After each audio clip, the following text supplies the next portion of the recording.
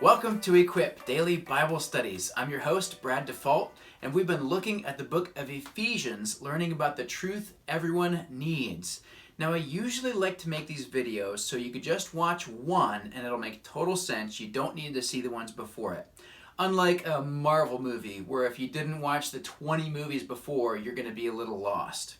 Well, today is different, so if you didn't watch yesterday's video, you will be a little lost. Because we're talking about various commands in this passage. But what we learned yesterday is that these are not simply do's and don'ts, rules that we're supposed to follow. They're a new way we're supposed to live because God has given us a new nature for anyone who has received Christ. So today we're looking at Ephesians chapter 4, starting in verse 25, up to chapter 5, verse 2. And I have a link to it so you can read online if you don't have a Bible, but go ahead and pause and read.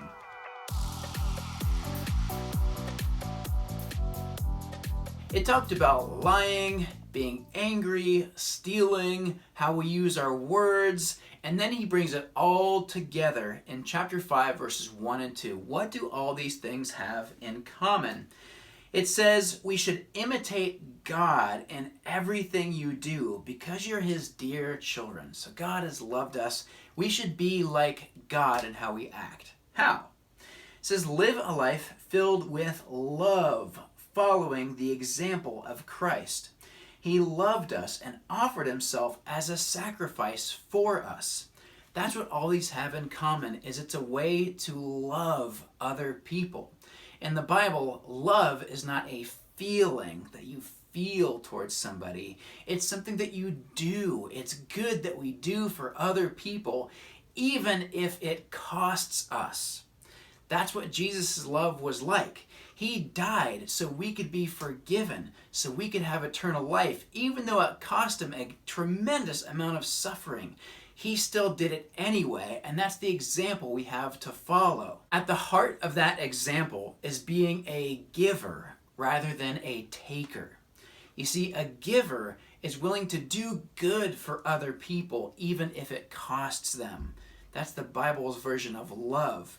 A taker is the exact opposite. They're willing to hurt other people as long as they get something for themselves. So we are called to be givers and not be takers. And that's what each of these commands is telling us to do. It starts with do not lie.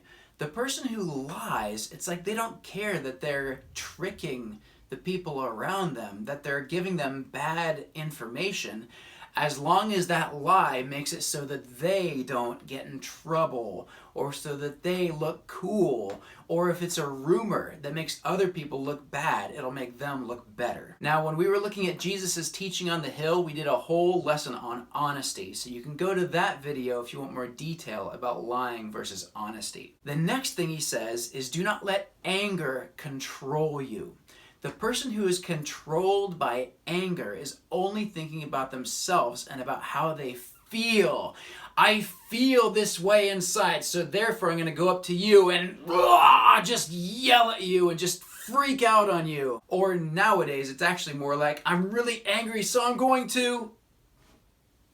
all caps. Because sometimes it's easier to freak out on people when it's over a screen. But it's still the same thing. When we go off on people, we're just thinking about ourselves. We know we might say or do something that will hurt them, but all we care about is how we feel and getting out how we feel. Now, feeling anger is not bad itself, but it's what we do with it. We could take that anger to God, or we could talk it out with other people and say, I'm feeling this way. We don't have to blast people because we feel really mad. And if we do that, it shows we're just thinking about ourselves and we're being a taker. Next, it says, do not steal. Now, stealing is the ultimate way to be a taker. It's like someone else has something that you want, so you're like, yoink, mine now. You just took it away from someone else, and now it's yours. So we should not do that, but we shouldn't just not steal. It says we need to go way to the other side of stealing, and we should work hard so that we have more to give. That's the way that we should think of our school and our work. That if we work hard, we could get a bunch and we'll be able to give out more and more and more. So the person who works hard just so they can get stuff for themselves, yeah, I guess that's good that you're not being a thief, you're not stealing from other people, but God calls us to something more, to give out to others. Next, he talks about using our words. We need to use our words to help other people, not to hurt other people. He mentions encouraging as one way we could use our words for good. So if someone is down, what can you say to them? Or if you notice something good about someone, could you tell them? People really feel loved when we do that. And he says on the other side, we shouldn't use our words in a bad way. He says don't use foul or abusive speech. Now, I think some people make a mistake here, and they worry way more about like a list of bad words that you shouldn't say.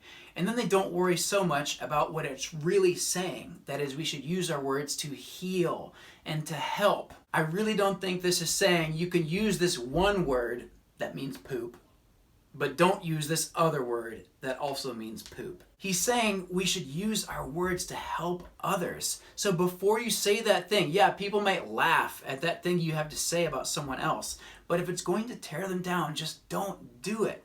How can you use your words to help and to heal instead? In verse 32, it also says we could use our words to forgive.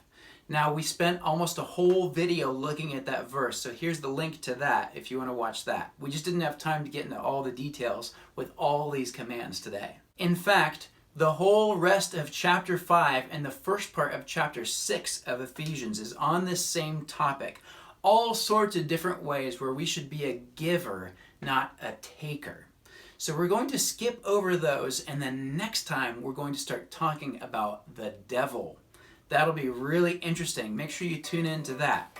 And please join us then. And until then, be strong in grace.